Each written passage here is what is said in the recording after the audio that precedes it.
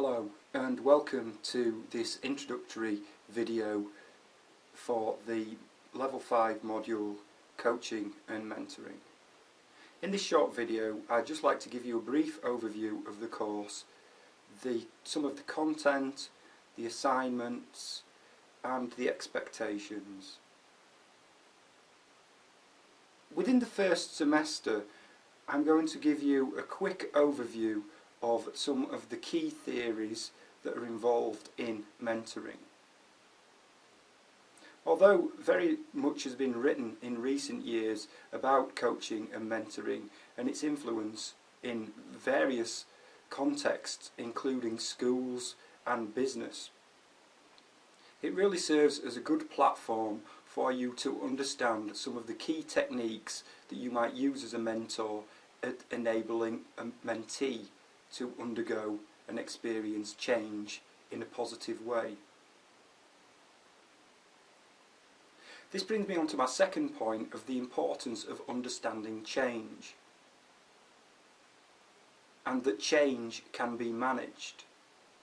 Many people who seek out help from another, i.e. a mentee seeking out the help of a mentor, are experiencing change of some kind.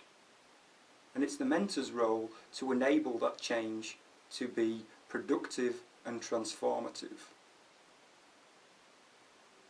So to that effect, we'll be looking at these key theories, including communication and understanding motivation and also understanding resistance, which should give us a good platform to complete the first assignment due shortly before Christmas, around about the start of December sometime, where you write an essay of 2,000 words explaining some of the key theories involved in mentoring.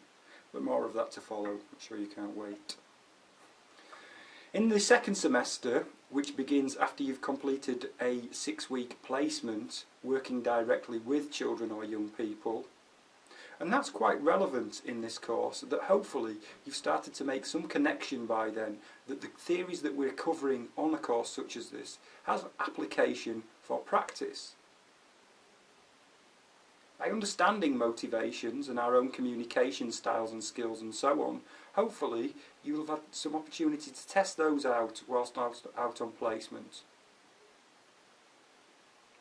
This leads me on to the second assignment, which will be due in at the end of May time, which is a 2,000 word case study.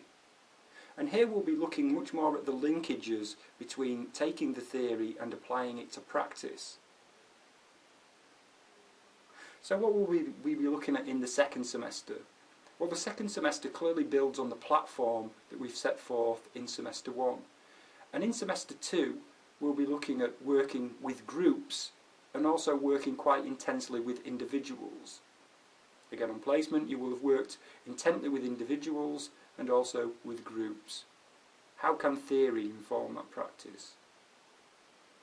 We'll be looking at 3 particular perspectives that influence the mentor's role in the helping relationship. We'll be looking at the person-centred approach to helping, as proposed by Carl Rogers. We'll be looking at the task-centred approach to helping, as proposed by Marsh and Doyle, along with others. And we'll also be looking at solution-focused techniques. Each one of these techniques shares similarities with the others, but is also quite distinct. And if the mentor chooses to adopt one of these techniques, it could have different outcomes for the way in which the mentoring relationship develops and the success or not of the outcomes. But ultimately, I want you to come away at the end of the course with knowledge that you have at least 3 different flexible styles within which to work with people. And this is a key idea within mentoring, that the individual needs to be flexible and adapt to the needs of the mentee. So finally, just before the first session is due to begin in the next week or so, I'd like you to look at 2 of the texts that I've posted online. The first one is a short poem by Virginia Satir entitled Self-Esteem. And I'd like you to think about 2 questions when reading the poem.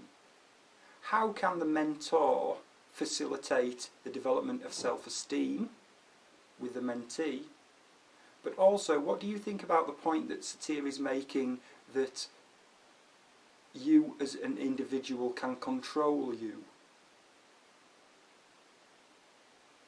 The second article is a much more academic text, if you like, which is only 3.5 pages from Clutterbuck's 2004 book, which is called The Evolution of Modern Mentoring. And you might think that mentoring, a bit of a buzzword, it's something that's new, but it stretches way back, at least 3,500 years, to ancient Greece. And this should give you a flavour, really, of what the core ideas of mentoring are about.